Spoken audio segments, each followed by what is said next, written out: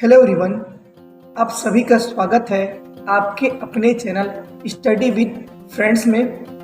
दोस्तों, आज हम राष्ट्रीय एवं अंतर्राष्ट्रीय विशेषांक का अध्ययन करेंगे, जिसमें आज का हमारा टॉपिक है राष्ट्रपति। जी हाँ, आप सभी को भी पता है कि हाल ही में राष्ट्रपति का निर्वाचन हुआ है। अब आपको ये लगेगा कि राष्ट्रपति के बारे में सब जानते हैं, राष्ट्रपति के बारे में कुछ विशेष आप क्या बताओगे। तो आज की इस वीडियो में हम राष्ट्रपति के पूरे अनुच्छेद के साथ साथ हमारे छत्तीसगढ़ के विधायकों का मत मूल्य, इसके अलावा अगर राष्ट्रपति का निर्वाचन होता है तो उसमें मतों की गणना कैसी होती है, ये सभी हम एक एक करके देखेंगे। चलिए स्टार्ट करते हैं। आज का हमारा टॉपिक है राष्ट्रपति। चलिए, ये तो आप सभी को पता है कि जब राष्ट्रपति का निर्वाचन हुआ तो इसमें 2 उम्मीदवार थे। एक्चुअल में अगर देखा जाएगा उम्मीदवार हमारे पास टोटल 17 थे। निर्वाचन विभाग के पास टोटल 17 उम्मीदवार थे, लेकिन केवल 2 उम्मीदवार वैलिड पाए गए। मतलब इनके जो मापदंड है उसमें केवल 2 उम्मीदवार सही पाए गए। तो पहले हमारे उम्मीदवार है श्रीमती द्रौपदी मुर्मू जी, जो हमारे राष्ट्रपति है, और दूसरे थे हमारे श्री यशवंत सिन्हा जी। दोनों का पिक्चर आपके सामने शो हो रहा है, आगे देखिएगा। चलिए, इसके बाद हम लोग राष्ट्रपति के चुनाव की तिथियां देखते हैं। चुनाव की तिथि में आपको सबसे पहले नामांकन जो स्टार्ट हुआ था 15 जून से लेकर 29 जून तक, ठीक है। इसके बाद वोटिंग हुई 18 जुलाई को और मतगणना हुई 21 जुलाई को। ये सभी डेट आपको पता है। देखिए, इसमें आपको सिर्फ याद करने वाली डेट कौन सा है, 21 जुलाई याद करिएगा, ठीक है। चलिए आगे देखते हैं। हमारे पास उसके बाद जो श्रीमती द्रौपदी मुर्मू जी है वो एनडीए की उम्मीदवार है और यशवंत सिन्हा जी विपक्षी पार्टी के। दोस्तों, यहाँ पे एनडीए के उम्मीदवार है, न कि भाजपा की। एक्चुअल में एनडीए एक प्रकार के राजनीतिक गठबंधन है, सेम टू सेम वैसे ही जैसे पहले यूपीए की सरकार चलती थी, ठीक है। यूपीए की सरकार मतलब जिसका लीडिंग बॉडी कौन था, कांग्रेस था। देखते हैं अब यहाँ पे एनडीए और यूपीए होता क्या चीज़ है। तो एक्चुअल में एनडीए का फुल फॉर्म होता है नेशनल डेमोक्रेटिक अलायंस। इसका अर्थ होता है राष्ट्रीय जनतांत्रिक गठबंधन। इस गठबंधन का नेतृत्व कौन करती है, भारतीय जनता पार्टी करती है। इसका गठन हुआ था या स्थापना हुआ था 1998 में, ठीक है। अर्थात 1998 में क्या बना था, एनडीए बना था। लेकिन वो अकेले भाजपा है क्या, नहीं। भाजपा के साथ देखिए इतने सारे पार्टी, लगभग 33 पार्टियां हैं जो क्या करती है, समर्थन देती है। समर्थन देने के पश्चात ही ये क्या कहलाता है, गठबंधन कहलाता है। आपको एनडीए का फुल फॉर्म पता होना चाहिए, नेशनल डेमोक्रेटिक अलायंस मतलब राष्ट्रीय जनतांत्रिक गठबंधन, ठीक है। अब 2-3 को मैंने हाईलाइट किया, जैसे कि भारतीय जनता पार्टी, शिवसेना और क्या Shiromani Akali Dal, national peoples party. अब साथ ही देखिए हमारे इस बार लोकसभा में या राज्यसभा में देखा जाए कोई अपोजिट पार्टी नहीं है ना, विपक्षी दल नहीं है। तो यूपीए जो पहले विपक्षी दल थी वो अकेले तो नहीं, लेकिन सबको मिलाकर या संयुक्त रूप से विपक्षी दल इस बार किनको खड़ा किए हैं या किनको उम्मीदवार बनाए थे, श्री यशवंत सिन्हा जी को बनाए थे, ठीक है। अब यूपीए का फुल फॉर्म होता है यूनाइटेड प्रोग्रेसिव अलायंस, ठीक है। इसका नेतृत्व कौन करता है, भारतीय राष्ट्रीय कांग्रेस। और तो देखिए, राष्ट्रीय कांग्रेस पार्टी के अध्यक्ष मान लीजिए अभी राहुल गांधी है, सोनिया गांधी, दोनों कार्यकारी एक दूसरे से चेंज करके चलते हैं। इसके अलावा राष्ट्रवादी कांग्रेस पार्टी है, महान दल है, राष्ट्रीय लोक दल है, तृणमूल कांग्रेस है। ये सब क्या होता है, इसका समर्थन करते हैं। तो एनडीए और यूपीए के फुल फॉर्म आपको पता होने चाहिए। चलिए आगे देखते हैं श्रीमती द्रौपदी मुर्मू जी के बारे में। तो इनका जन्म हुआ था 19 जून 1958 को। कहाँ पे, उड़ीसा के मयूरभंज जिले के बेंदापोसी गांव में, ठीक है।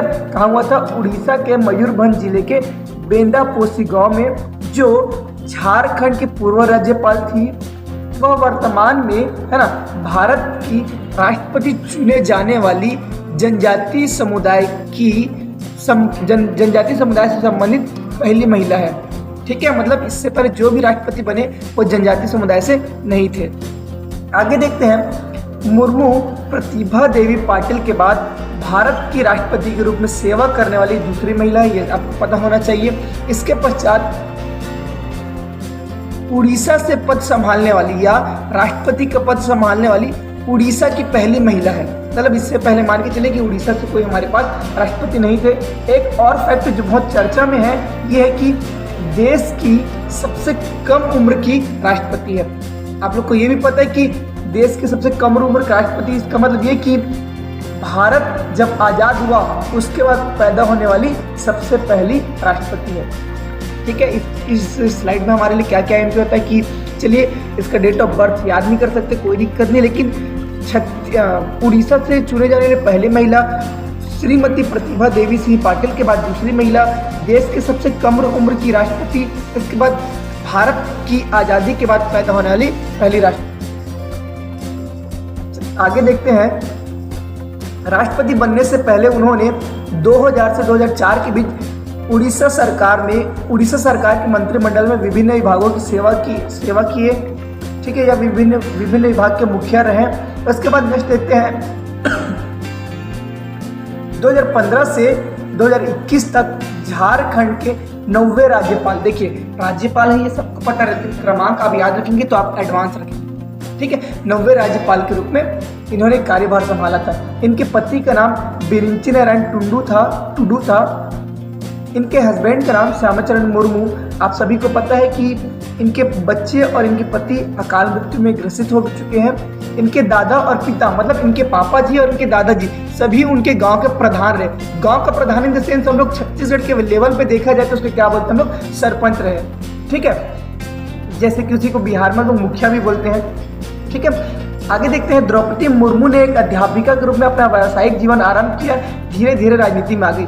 ये अध्यापिका वाली लाइन भी आप याद रखिएगा, क्योंकि वह ईयर याद नहीं आ रहा जब CGPSC ने क्वेश्चन पूछा था कि निम्नलिखित में से कौन सी विधायक है या महिला विधायक है जो पहले शिक्षिका थी, ये क्वेश्चन पूछा गया है। चलिए आगे देखते हैं, द्रौपदी मुर्मू के बाद श्री यशवंत सिन्हा जी के बारे में। यशवंत सिन्हा जी का जन्म हुआ था, ये एक्चुअल में पूर्व केंद्रीय मंत्री थे, है ना, पूर्व केंद्रीय मंत्री थे। जन्म इनका 6 नवंबर 1937 में हुआ। कहाँ हुआ? बिहार के पटना के एक चित्रगुप्त वंशी कायस्थ परिवार में जन्मे और शिक्षित हुए।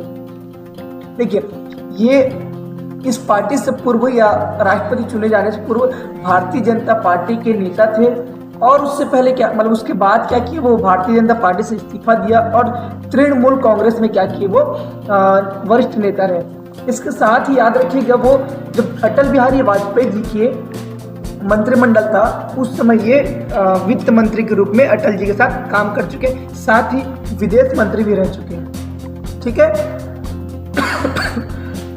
सॉरी। आगे देखते हैं, 1960 में भारतीय प्रशासनिक सेवा में शामिल हुए और 1984 में प्रशासनिक सेवा से इस्तीफा दिया और राजनीतिक करियर अपना प्रारंभ किया।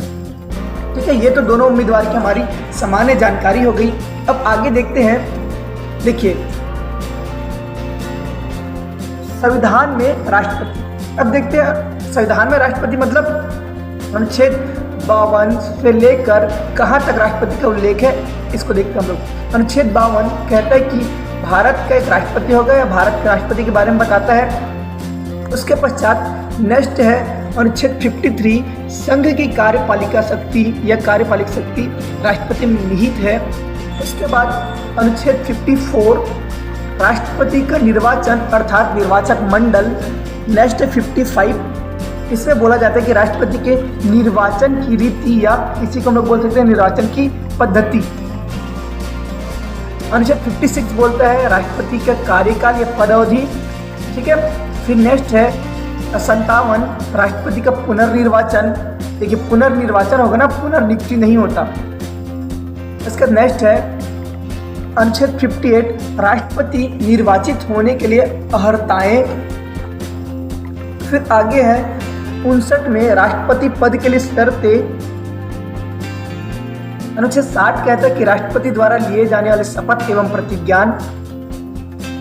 अनुच्छेद 61 बोलता है महाभियोग। महाभियोग ऐसी प्रक्रिया जो केवल राष्ट्रपति के विरुद्ध चलाया जाता है, बाकी के लिए महाभियोग नहीं लगाता, बाकी के लिए महाभियोग जैसी प्रक्रिया चलती है।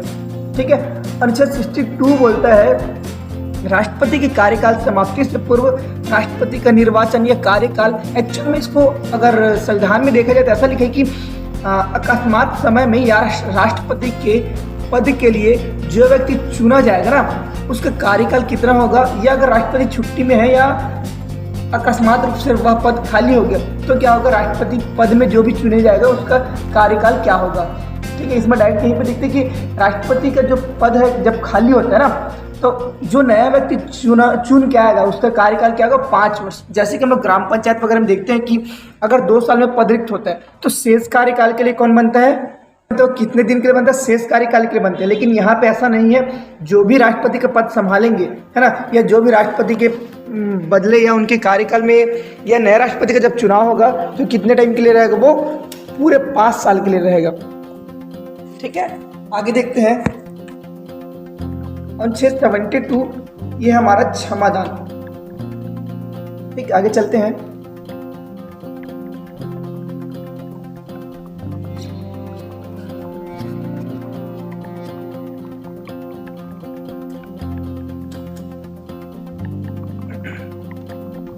चलिए आगे देखते हैं अनुच्छेद 52, राष्ट्रपति, भारत के राष्ट्रपति। देखिए, भारत का संवैधानिक प्रमुख होता है, दूसरा है भारत का प्रथम नागरिक होता है, तीसरा है राष्ट्र की एकता, अखंडता और सुदृढ़ता का प्रतीक होता है। अनुच्छेद 53 देखते हैं, इसमें लिखा है कि राष्ट्रपति संघ की कार्यपालिका की शक्ति का मुखिया होता है, या बोला जाता है कि संघ की जितनी भी कार्यपालिका है की शक्ति है ना, राष्ट्रपति में निहित होती है। देखिए, सबसे पहले कार्यपालिक शक्तियाँ, इस कार्यपालिक शक्ति में वे सभी चीज आते हैं जिनमें नियुक्ति शामिल होते हैं। नियुक्ति इन द सेंस क्या होता है कि जैसे कि राष्ट्रपति प्रधानमंत्री की नियुक्ति करता है, प्रधानमंत्री के साथ साथ अन्य मंत्रियों की नियुक्ति भी कौन करता है, राष्ट्रपति ही करते हैं। ठीक, इसके अलावा अगर अनुच्छेद 70 के बारे में देखा जाए तो यह कहा गया कि समस्त कार्य राष्ट्रपति के नाम से संचालित होते हैं, और ये भी है कि समय समय पर अगर राष्ट्रपति चाहे तो है ना, अन्य मंत्रियों से उनके कार्यों का ब्यौरा मांग सकता है। ये उसका क्या हो गया, कार्यपालिक शक्ति होगी। और बहुत सारे जैसे कि विभिन्न आयोगों का अध्यक्ष की नियुक्ति करता है, यूपीएससी पीएससी के हेड का नियुक्ति करता है, राज्यपाल की नियुक्ति करता है ना, जजों की नियुक्ति करते हैं, सब कार्यपालिक शक्ति आ गई। उसके बाद विधायी शक्ति देखते हैं। विधायी शक्ति इन द सेंस क्या होता है कि कोई भी विधेयक है ना, कानून तभी बनेगा जब राष्ट्रपति का सिग्नेचर होगा, जब दोनों सदन से पारित होगा, दोनों सदन से पारित होने के पश्चात राष्ट्रपति के हस्ताक्षर के पश्चात ही क्या होता है, कानून बनता है या विधायी बनता है। आगे देखते हैं वित्तीय शक्ति। वित्तीय शक्ति इन द सेंस क्या है, सिंचित निधि का मुखिया होता है, मतलब लोग सिंचित निधि किसके अंदर आती है या किसके अंडर में रहती है, राष्ट्रपति के अंतर्गत। आकस्मिक निधि को ये बिना मंत्रिपरिषद के सलाह के बिना ये क्या कर सकता है, यूज कर सकते हैं। ठीक है, भले बाद में उसको क्या करना पड़े, उसका ब्यौरा देना पड़े, है ना, लेकिन आकस्मिक निधि को अपने पूर्ण नियंत्रण में कौन रखता है, राष्ट्रपति जी रखते हैं। आगे देखते हैं कि इसकी नेक्स्ट शक्ति न्यायिक शक्ति। न्यायिक शक्ति में हम ये देखते हैं कि उच्च न्यायालय, उच्चतम न्यायालय के न्यायाधीशों की नियुक्ति करता है। इसके अलावा क्षमादान की शक्ति भी इनके पास है। फिर नेक्स्ट शक्ति का नाम है कूटनीतिक शक्ति। इसमें है कि अंतर्राष्ट्रीय संधि एवं समझौते राष्ट्रपति के नाम पर किया जाता है। हालांकि वो स्वयं जाकर साइन नहीं करते या मंत्रिपरिषद के द्वारा ही होता है, परंतु जो भी संधियाँ होगी किसके नाम पर होगी, राष्ट्रपति जी के नाम पर होगी। आगे देखते हैं सैन्य शक्ति। हमारे जितने भी तीनों सेना है ना, जल सेना, थल सेना और वायु सेना, उनके मुखिया कौन होते हैं, हमारे राष्ट्रपति जी होते हैं। ठीक है, ये सैन्य शक्ति है। इसके ये भी दिया गया कि ये फ्लीट रिव्यू लेते हैं हर 2 साल के अंतराल में। फ्लीट रिव्यू मतलब होता है कि सेनाओं को एक्टिव रखने के लिए, मान के चले कि उसमें गतिविधियाँ कैसी चल रही उसको देखने के लिए हर 2 साल में फ्लीट रिव्यू भी ले सकते हैं। इसके बाद देखते हैं आपातकालीन शक्ति। आपातकालीन शक्ति जैसे राष्ट्रपति शासन, राष्ट्रीय आपातकाल और वित्तीय आपातकाल, है ना। इसमें जैसे कि राष्ट्रपति आपातकाल, राष्ट्रपति शासन को हम लोग क्या बोलते हैं, 356 में, है ना, अनुच्छेद 356 में दर्शाया गया राष्ट्रपति शासन। ठीक है, फिर उसके बाद राष्ट्रीय आपातकाल 352 में, वित्तीय आपातकाल 360 में, ये सभी दर्शाया गया है। ठीक है, ये सभी शक्तियाँ अगर एक एक शक्ति को डील करें तो एक शक्ति को समझाने में आपको 30 से 40 मिनट लग सकता है। ठीक है, चलिए हम लोग शॉर्ट में इसको भी देख लिए। आगे देखते हैं राष्ट्रपति का निर्वाचक मंडल, ठीक है। राष्ट्रपति का निर्वाचक मंडल मतलब राष्ट्रपति के निर्वाचक में कौन कौन शामिल होते हैं, निर्वाचन में कौन कौन शामिल होते हैं। पहला देखते हैं, संसद के दोनों सदस्यों के, संसद के दोनों सदनों के ना, संसद के दोनों सदनों के निर्वाचित सदस्य, ये सदस्य नहीं है, संसद के दोनों सदनों के निर्वाचित सदस्य। नेक्स्ट है राज्य विधानसभा के निर्वाचित सदस्य। फिर नेक्स्ट है केंद्र शासित प्रदेशों के विधानसभा के निर्वाचित सदस्य। यहाँ पे दिल्ली, पुडुचेरी और जम्मू कश्मीर आ सकते हैं केंद्र शासित प्रदेश में, परंतु जम्मू कश्मीर अभी भाग नहीं लेता क्योंकि वर्तमान में जम्मू कश्मीर में भी विधानसभा का गठन नहीं हुआ है। इस चीज़ को याद रखिएगा। अगर क्वेश्चन आपको पूछा जाएगा निम्नलिखित में से कौन से वर्तमान राष्ट्रपति के निर्वाचन में भाग नहीं लिया है, जम्मू कश्मीर भाग नहीं लिया। और आपको ये पता होना चाहिए कि अगर एक आध राज्य या दो राज्य है ना जिसमें विधानसभा का गठन नहीं हुआ है और ये भंग है या विधानसभा भी सत्र मतलब विधानसभा का गठन करने में टाइम है, तो उसके लिए हम लोग राष्ट्रपति के निर्वाचन को नहीं टालेंगे। राष्ट्रपति हमारे लिए प्रमुख है ना। दो राज्य के बदले हम राष्ट्रपति के निर्वाचन को पोस्टपोन नहीं करेंगे। आपको ये पता होना चाहिए कि राष्ट्रपति के निर्वाचन उनके मतलब पूर्व राष्ट्रपति के कार्यकाल समाप्त होने से पूर्व वो हो जाना चाहिए, कंप्लीट हो जाना चाहिए, ठीक है। अभी तो जब रामनाथ कोविंद जी के रहते रहते द्रौपदी मुर्मू को हमने चुना और जिस दिन द्रौपदी मुर्मू ने शपथ लिया उसके जस्ट दूसरे दिन रामनाथ कोविंद को हमने क्या किया, विदाई दिया। चलिए आगे देखते हैं इसके और क्या क्या होते हैं।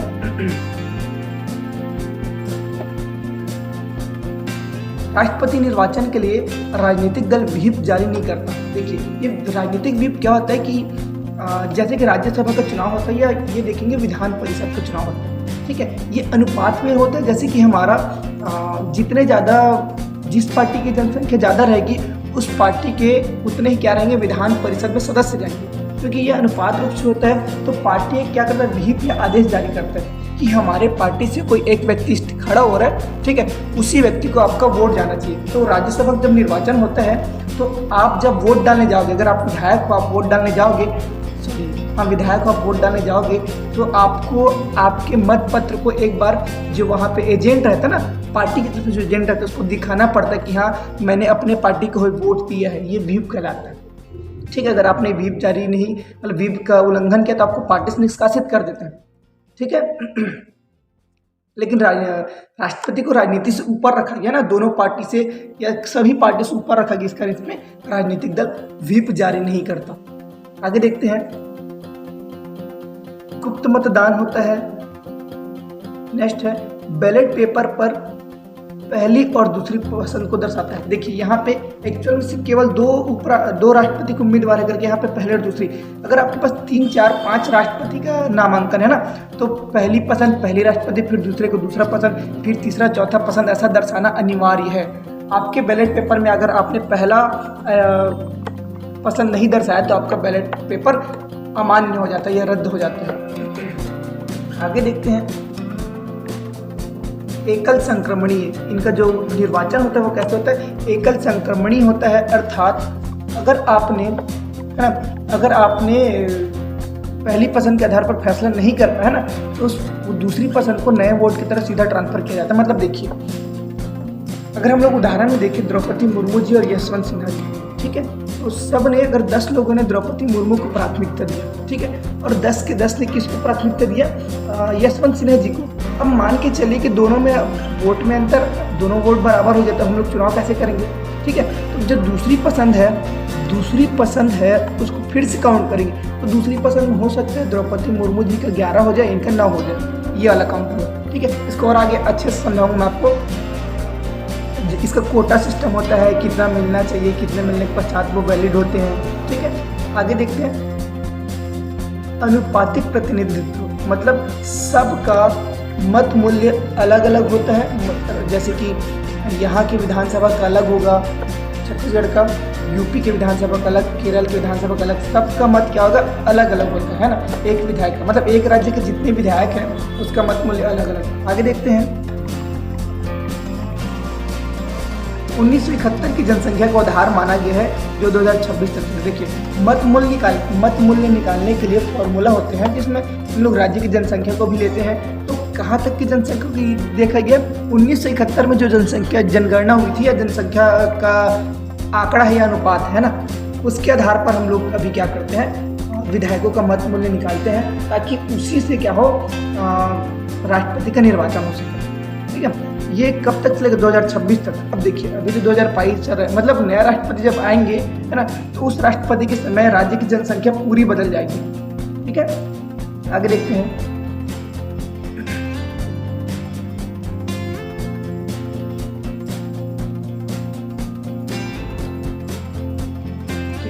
सबसे पहले है इसमें राष्ट्रपति के निर्वाचन की पद्धति। तो निर्वाचन की रीति क्या होता है, एकल संक्रमणी और अनुपातिक प्रतिनिधित्व मत प्रणाली।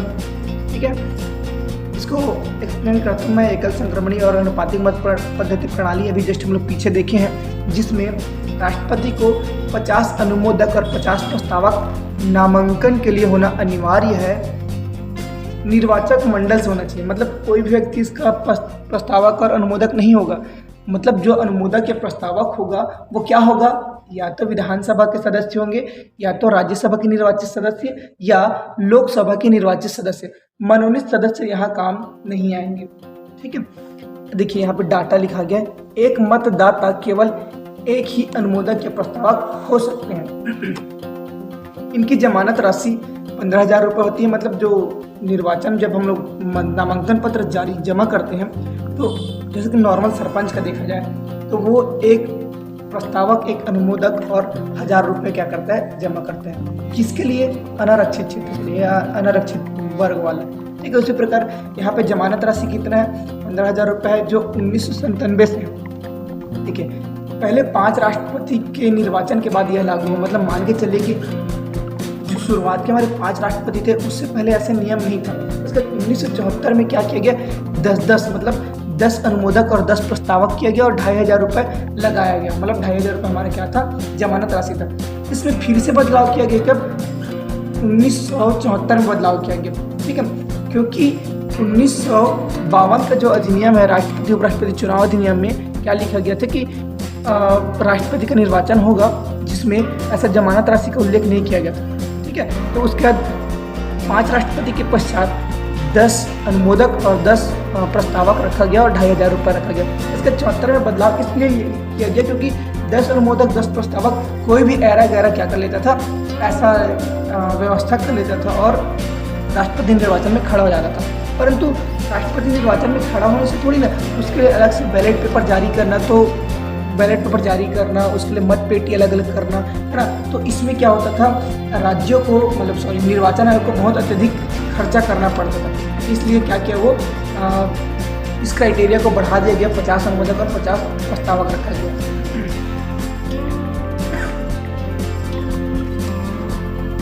वर्तमान में देखते हैं कुल विधायकों का मत मूल्य, है ना, 5,43,231 है। वर्तमान में विधायकों का कुल मत मूल्य, मतलब टोटल विधायक ना 28 राज्य और 7 केंद्र शासित प्रदेश नहीं, केवल दो केंद्र शासित प्रदेश, इनका क्या है, मत मूल्य। टोटल विधायकों का मत मूल्य कितना है, 5,43,231 और सांसदों का मत मूल्य कितना है, 5,43,200। ठीक है, अब दोनों को जोड़ेंगे तो क्या होगा, कुल मतों का मूल्य, ये क्या आपका निकलेगा, कुल मतों का मूल्य कितना निकला है, 10,86,431, दोनों जोड़ने पर। ठीक है, अब हमारे पास वर्तमान कुल सदस्य कितने हैं देखते हैं, मतलब वोटर टोटल कितने हैं। वोटर मतलब विधायक और सांसद मिलाकर, 4,809 क्या है हमारे पास वोटर है ना। कुल सदस्य है लोकसभा, राज्यसभा, इसको मिलाकर। इसके इसको अलग अलग देखते हैं, हमारे पास कुल सांसद कितने हैं, 776, मतलब 543 लोकसभा के और 233 राज्यसभा के। ठीक है, 776 में अब 543 निर्वाचित है और यहाँ 233 निर्वाचित है, बाकी सब क्या है, मनोनीत है। आपको ये पता है कि 12 लोक राज्यसभा में मनोनीत किया जाता है राष्ट्रपति के द्वारा ही। अब ये तो सांसद की बात होगी। हमारे पास पूरे भारत में कुल विधायक कितने हैं जिसने राष्ट्रपति चुनाव में भाग लिया, वो है 4,033 विधायकों ने क्या किया, भाग लिया। ठीक है, अब 4,033 और 776 को जोड़ने पर हमारे पास टोटल सदस्य कितने हैं, 4,809। ठीक है, चलिए आगे देखते हैं विधायकों का मत मूल्य। मतलब यहाँ पे विधायकों का मत मूल्य से तात्पर्य यह है कि सर्वाधिक विधायकों का मत मूल्य किस राज्य के हैं। देखते हैं, सर्वाधिक है उत्तर प्रदेश का 208। मतलब उत्तर प्रदेश के विधायकों का मत मूल्य कितना हुआ, 208 रुपया, 208। और सबसे न्यूनतम कहाँ पे है, सिक्किम में 07, मतलब 7। अब देखिए यहाँ पे विभिन्न राज्यों का मत मूल्य दिखाया गया है, लेकिन हमारे पेपर के दृष्टिकोण से क्या अनिवार्य है, सर्वाधिक कौन से उत्तर प्रदेश का, न्यूनतम कौन से है, सिक्किम का। आप चाहे तो सर्वाधिक 1 2 3 करके याद रख सकते हैं, 3 सर्वोच्च या सर्वाधिक मत मूल्य को और 3 न्यूनतम को। एक हमारा एक पॉइंट यहाँ पे IMP जिसमें राजस्थान और छत्तीसगढ़, मतलब छत्तीसगढ़ और राजस्थान का जो विधायकों का मत मूल्य है वो बराबर है। अगर पूछा जाएगा कि छत्तीसगढ़ का मत मूल्य किस राज्य के मत मूल्य के बराबर या विधायकों के मत मूल्य के बराबर है, तो किसका आएगा, राजस्थान का। ठीक है, आगे चलते हैं। नेक्स्ट है आपके पास विधायकों का मत मूल्य निकालने का फॉर्मूला। मतलब इसमें क्या लिखा है कि राज्य की कुल जनसंख्या बटे राज्य विधानसभा के कुल निर्वाचित सदस्य। ठीक है, कुल जनसंख्या बटे क्या है, निर्वाचित सदस्य, इनकी गुणा में है 1/1000। ठीक है, ये स्लाइड में भले आपको समझ नहीं आ रहा, लेकिन क्या रहेगा आपका फॉर्मूला, राज्य की कुल जनसंख्या बटे राज्य विधानसभा के निर्वाचित कुल सदस्य। ओके, उसके गुणा में क्या रहेगा, 1/1000। ठीक है, ये आपका विधायक का मत मूल्य। ऐसी करके प्रत्येक राज्यों का अलग अलग निकालेंगे। ठीक है, अब राज्यों का निकालने के बाद फिर उनको जोड़ दिया जाएगा। आगे देखते हैं, संसद के मत का मूल्य, विधायकों के वोटों का कुल मूल्य। हम लोग ऊपर में देखे थे 5400, सॉरी, विधायकों का मत मूल्य कितना है, 5 लाख है ना, 43,231 कुल विधायक ना, मतलब छत्तीसगढ़ की जितने भी विधानसभा है, सॉरी भारत के जितने भी विधानसभा है, जैसे कि 28 राज्य हो गया और 2 केंद्र शासित प्रदेश के जितने विधायक है उसके मत मूल्य को जोड़ा गया तो कितना निकला हमारे पास, 5,43,231। और कुल सांसद कितने, 776। मतलब राज्यसभा और लोकसभा के सांसदों को मिलाकर कितना होता है, 776। तो सांसद का मत मूल्य कितना निकला, 700। ठीक है, इससे पहले हम लोग विधायकों का मत मूल्य अलग अलग राज्यों का अलग अलग देखे थे, जिसमें सर्वाधिक था यूपी का, सबसे कम था सिक्किम का, और उसके बाद राजस्थान और छत्तीसगढ़ का एक साथ था कितना, 129।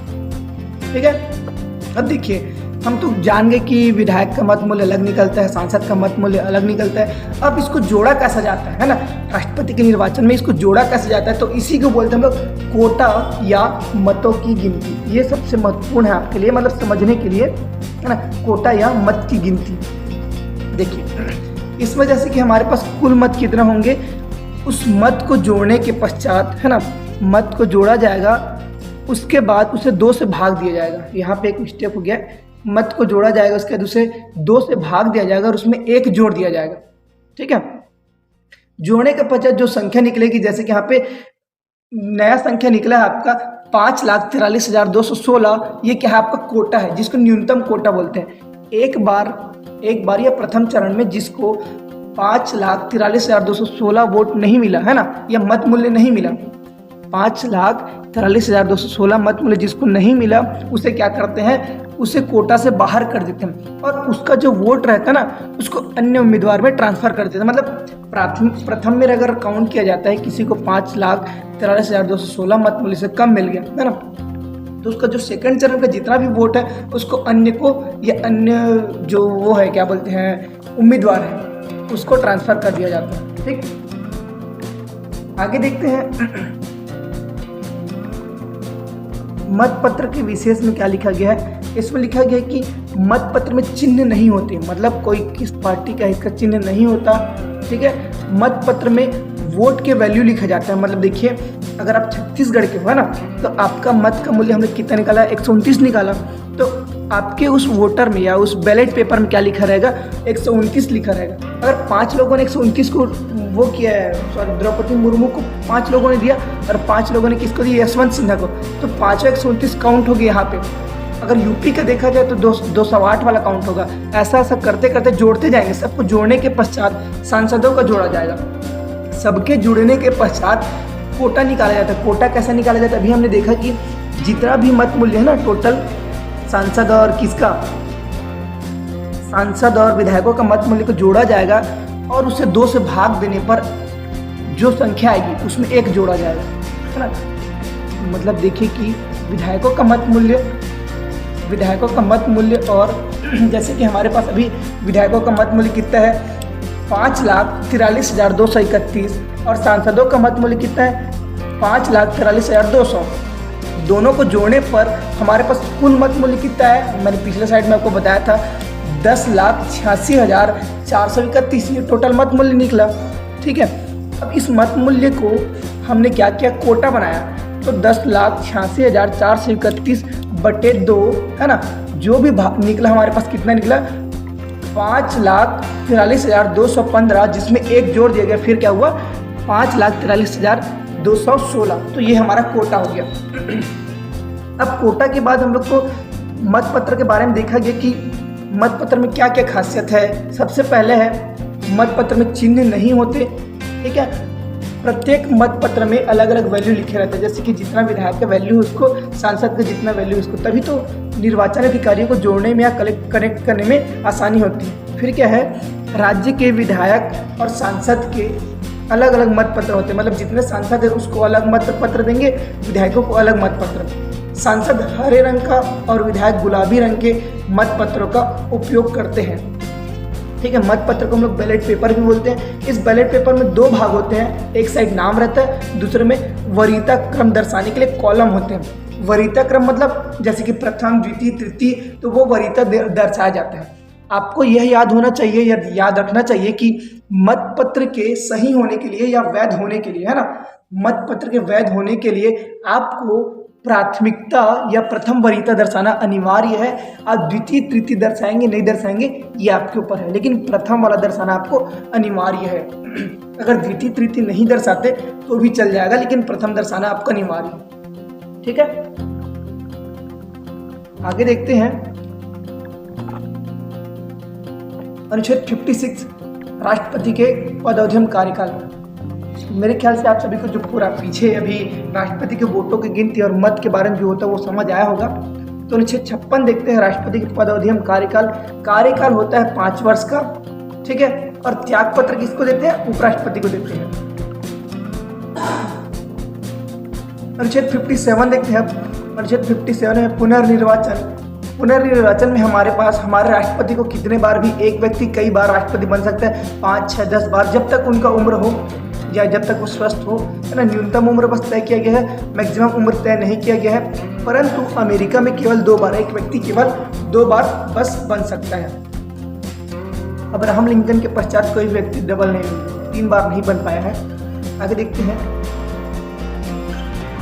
अनुच्छेद 58 राष्ट्रपति निर्वाचित होने के लिए अर्हता। सबसे पहले देखते हैं इसमें भारत का नागरिक होना अनिवार्य है। दूसरा 35 वर्ष की आयु पूर्ण कर चुका हो, 35 वर्ष की आयु पूर्ण कर चुका हो। तीसरा लोकसभा का सदस्य निर्वाचित होने की अर्हता रखा हो। चौथा है लाभ के पद पर ना हो। अगर आपके पास क्वेश्चन आएगा कि निम्नलिखित में से कौन सा राष्ट्रपति के निर्वाचित होने के लिए अर्हता नहीं है, और चारों ऑप्शन है, मतलब पहला भारत का नागरिक हो, दूसरा 35 वर्ष की आयु पूर्ण कर चुका हो, उसका नेक्स्ट क्या बोल रहा है लोकसभा का सदस्य निर्वाचित हो, और चौथा लाभ के पद पर ना हो। तो लाभ के पद को काट सकते हैं, क्योंकि लोकसभा का सदस्य निर्वाचित होने के लिए भी आपको लाभ के पद पर ना हो इसको बताया गया है। ठीक है, लाभ के पद पर बाजू में लिखा गया कि राष्ट्रपति, उपराष्ट्रपति, राज्यपाल, संघ या राज्य के मंत्रिपरिषद का सदस्य लाभ के पद में काउंट नहीं होते। अगर आप पहले से राष्ट्रपति हो या उपराष्ट्रपति हो, राज्यपाल हो या कोई मंत्रिपरिषद के सदस्य हो, है ना, तो आप क्या हो लाभ के पद पर नहीं हो। ठीक है, इन्हें लाभ का पद नहीं बोले, इन्हें सेवक माना जाता है। आगे देखते हैं अनुच्छेद 59 राष्ट्रपति के पद के लिए शर्तें। तो पहला शर्त है पहले कि वह किसी सदन के सदस्य नहीं होना चाहिए। अगर वो सदस्य है तो पद ग्रहण करने से पूर्व क्या करेगा, वो त्यागपत्र देगा, उस सदन से त्यागपत्र देगा। नेक्स्ट देखते हैं लाभ का पद धारण नहीं करेगा। फिर नेक्स्ट है इन्हें राष्ट्रपति भवन प्राप्त होगा। राष्ट्रपति भवन में सर्व सुविधा, खाना पीना रहना हर चीज़ मिलेगा। उसके बाद क्या है कि वे सभी उपलब्धियाँ भत्ते एवं विशेषाधिकार प्राप्त होंगे जो संसद द्वारा तय किया जाएगा। मतलब को वेतन वाला वर्ड यूज़ नहीं किया जाता, इसको उपलब्धियां बोला जाता है। ठीक है, भत्ते और विशेषाधिकार, मतलब राष्ट्रपति के जो विशेषाधिकार है वो होंगे। एक चीज़ और याद रखिएगा कि इनकी उपलब्धियां एवं भत्ते पद अवधि के दौरान कम नहीं किएंगे। इसे हम लोग क्या बोलते हैं, राष्ट्रपति के वेतन में अलाभकारी परिवर्तन नहीं किया जा सकता। ठीक है, आगे है अनुच्छेद 60। अनुच्छेद 60 में है राष्ट्रपति द्वारा लिए जाने वाले शपथ एवं प्रतिज्ञान। पहला है श्रद्धा पूर्वक राष्ट्रपति का कार्य पालन करूंगा। फिर नेक्स्ट बोलता है संविधान और विधि का परिरक्षण, संरक्षण और प्रतिरक्षण करूंगा। भारत की जनता की सेवा और कल्याण में निरत रहूंगा या लगा रहूंगा। फिर नेक्स्ट क्या बोलता है, अच्छा नेक्स्ट है किनके समक्ष, मतलब सुप्रीम कोर्ट का जो मुख्य न्यायाधीश है उसके समक्ष क्या करते हैं, ये शपथ ग्रहण करते हैं। आगे देखा जाएगा यदि कोई व्यक्ति कार्यवाहक राष्ट्रपति बनता है ना, या कुछ समय के लिए राष्ट्रपति बनता है तो उन्हें भी शपथ लेना अनिवार्य है। ठीक है, नेक्स्ट है अनुच्छेद 61। अनुच्छेद 61 ये है महाभियोग। चलिए अब थोड़ा सा मिस्टेक हो चुके हैं। अनुच्छेद 61 इसका आधार है संविधान का उल्लंघन, मतलब कि यदि राष्ट्रपति संविधान का उल्लंघन करेगा तो क्या होगा, इसके खिलाफ महाभियोग लाएंगे। परंतु संविधान के उल्लंघन को हमारे संविधान में परिभाषित नहीं किया गया है। तो ये प्रारंभ कहाँ से होता है, किसी भी सदन में, मतलब लोकसभा या राज्यसभा में। इसमें विधानसभा भाग नहीं लेती। याद रखिएगा, ऐसा क्वेश्चन पूछा जाता है कि कौन सा सदन है जो राष्ट्रपति के निर्वाचन में भाग लेता है परंतु राष्ट्रपति के महाभियोग में भाग नहीं लेता। इसका आंसर क्या आ जाएगा, विधानसभा। अगर एक कैसे, तो 1/4 सदस्यों के हस्ताक्षर से यह क्या किया जाएगा, महाभियोग प्रस्ताव लाया जाएगा, जिसकी नोटिस 14 दिन पूर्व राष्ट्रपति को दिया जाएगा। अगर पारित हो जाएगा, पारित कैसे होगा देखते हैं। प्रथम सदन के 2/3 बहुमत से पारित होने के पश्चात दूसरे सदन में जाएगा। ठीक है, दूसरे सदन में जाएगा। ठीक है, दूसरे सदन में जाने के पश्चात वहाँ क्या होगा, जांच होगा। दूसरे सदन में आरोप की जांच की जाती है। यहाँ राष्ट्रपति अपना पक्ष रखेगा। अपना पक्ष कैसे रखता है, महान्यायवादी के सहायता से अपना पक्ष रखेगा। ठीक है, अगर पक्ष रखने के पश्चात भी अगर आगे मतदान होता है और मतदान में फिर से है ना आरोप सही हो जाता है और 2/3 बहुमत से फिर पारित हो जाता है, मतलब दूसरे सदन में, तो तत्काल प्रभाव से राष्ट्रपति पद से हट जाएंगे। अब देखते हैं इसको थोड़ा सा डील से। मान लेते हैं कि यदि लोकसभा और राज्यसभा दोनों एक सदन है, जिसमें से मान लेते हैं कि लोकसभा में पहले क्या किया गया, महाभियोग प्रस्ताव लाया गया। ठीक है, महाभियोग प्रस्ताव लाने के लिए सबसे पहले हम लोग क्या किए, एक प्रस्ताव लाए। तो प्रस्ताव में सबसे पहले 1/4 सदस्य, मतलब 1/4 हमारे पास 545 सदस्यों के 1/4 निकाला जाएगा। तो वो क्या करेंगे कि हाँ हम लोग राष्ट्रपति के खिलाफ क्या लेंगे, महाभियोग लाएंगे, ऐसा बोलते हैं। ठीक है, लाने के पश्चात या प्रस्ताव जब लाया जाएगा उसके 14 दिन पूर्व क्या किया जाएगा, राष्ट्रपति को नोटिस दिया जाएगा। अब नोटिस दिया गया, उसके पश्चात प्रथम सदन में या लोकसभा में से हम लोग ला रहे हैं तो लोकसभा में 2/3 बहुमत से पहले पारित होगा। पारित हो गया, उसके बाद दूसरा सदन जाते हैं। तो पहले वाले सदन को अभियोग सदन बोलते हैं और दूसरे सदन को जहां जांच के लिए जाएगा उसको महाभियोग सदन बोलते हैं, जहां राष्ट्रपति अपना क्या रखेगा, पक्ष रखेगा। किसकी सहायता से, महान्यायवादी की सहायता से। ठीक है, अब महान्यायवादी की सहायता से अपना पक्ष रखेगा। पक्ष रखने के पश्चात है ना फिर से यहाँ बहुमत, मतलब वोटिंग होगी और 2/3 बहुमत से अगर पारित हो जाता है ना, तो पारित होने के पश्चात राष्ट्रपति तत्काल प्रभाव से अपने पद से हट जाता है। आगे देखते हैं, इसमें लोकसभा और राज्यसभा के सभी सदस्य भाग लेते हैं। मतलब वोटिंग में केवल जब मतदान करते तो केवल निर्वाचित सदस्य, लेकिन महाभियोग में निर्वाचित और मनोनीत दोनों सदस्य भाग लेते हैं। विधानसभा के सदस्य इसमें भाग नहीं लेते। ओके, चलिए नेक्स्ट देखते हैं अनुच्छेद 72 क्षमादान की शक्ति, राष्ट्रपति की क्षमादान की शक्ति। ठीक है, इसमें देखते हैं क्षमादान मतलब राष्ट्रपति क्या कर सकता है, दंड और बंदीकरण को पूर्णतः माफ कर सकता है। मतलब किसी को क्या है, दंड मिला है कि आपको आजीवन कारावास, जिसको बंदीकरण बोलते हैं, और एक दंड होता है फांसी। ठीक है, तो दोनों को पूर्णतः माफ कर सकता है। नेक्स्ट है लघुकरण। लघुकरण मतलब दंड का स्वरूप बदलेगा। अगर आपको 6 साल का 14 साल की अगर जेल है ना, 14 साल की जेल और सश्रम कारावास है। सश्रम मतलब आपको कठोर परिश्रम करना है, उसको बदल सकता है। बदलने को 14 को क्या कर सकता है, 7 वर्ष कर सकता है, 5 वर्ष कर सकता है। ठीक है, फिर नेक्स्ट है परिहार। दंड की प्रकृति को कम करे बिना अवधि को कम करेगा। मतलब अगर आपको 14 साल का सश्रम कारावास है ना, तो सश्रम आप करोगे लेकिन 14 के बदले 10 साल करोगे। ठीक है, नेक्स्ट है विराम। विराम में देखते हैं मूल सजा को किन्हीं परिस्थिति में कम कर देगा। मतलब किन्हीं परिस्थिति में मतलब हो सकता है कि अपंगता या काम करते करते कुछ और हो गया, तो उसमें क्या करेगा, मूल सजा को कम करेगा। उसका जब प्रविलंबन मतलब अस्थायी रोक। अस्थायी रोक मतलब कि 2 महीने 4 महीने साल भर के लिए आपकी सजा को रोक देगा। कैसे रोक देगा, जैसे फांसी होने वाला रहेगा 4 तारीख को, तो उसको आगे बढ़ाकर आने वाले 2-3 महीने बाद ही उसको कर सकता है। ये इसकी क्या होगी, क्षमादान की स्थिति हो गई।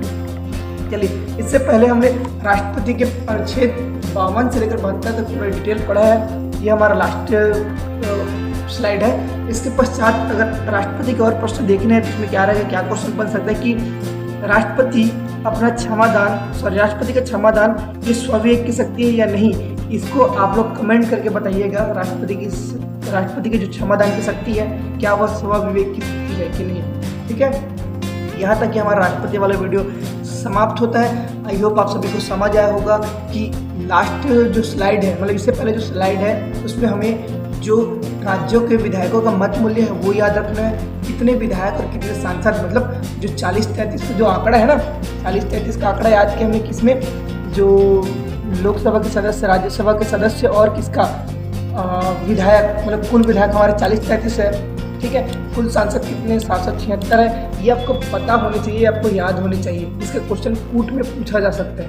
ठीक है, चलिए थैंक यू। अगर आपको हमारा वीडियो पसंद आता है तो वीडियो को लाइक कीजिएगा, अपने दोस्तों को शेयर कीजिएगा, और अगर आप चैनल में नए हैं तो सब्सक्राइब कीजिएगा। Thank you.